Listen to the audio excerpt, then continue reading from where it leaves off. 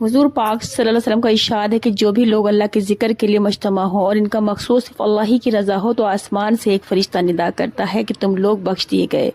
تمہاری برائیاں نیکیوں سے بدل دی گئیں۔ دوسری حدیث میں ہے کہ اس کے بالمقابل جو اجتماع ایسا ہو کہ اس میں اللہ پاک کا کوئی ذکر ہو ہی نہیں، تو یہ اجتماع قیامت کے دن حسرت و افسوس کا سبب ہوگا،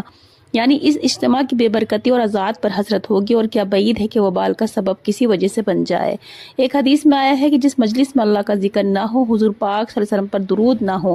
اس مجلس والے ایسے ہیں جیسے مرے ہوئے گدھے پر سے اٹھے ہوں۔ ایک حدیث میں آیا ہے کہ جس مجلس کا کفارہ یہ ہے کہ اس کے اختتام پر یہ دعا پڑھ لیں، سبحان اللہ و بحمدہ، سبحانک اللہم و بحمدک، اشہد ان لا الہ الا انت، استغفرک و اتوب الیک۔ ایک دوسری حدیث میں ہے کہ جو بھی مجلس ایسی ہو جس میں اللہ کا ذکر، حضور پر درود شریف نہ ہو، وہ مجلس قیامت کے دن حسرت اور نقصان کا سبب ہوگی۔ پھر حق تعالی شان اپنے لطف سے چاہے مغفرت فرما دیں، چاہے مطالبہ اور عذاب فرما دیں۔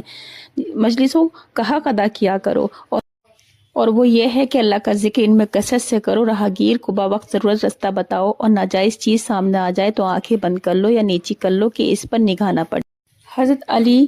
اللہ وجہ ارشاد فرماتے ہیں کہ جو شخص یہ چاہے کہ اس کا ثواب بہت بڑی ترازو میں تلے تو اس کو چاہیے کہ مجلس کے ختم پر یہ دعا کرے۔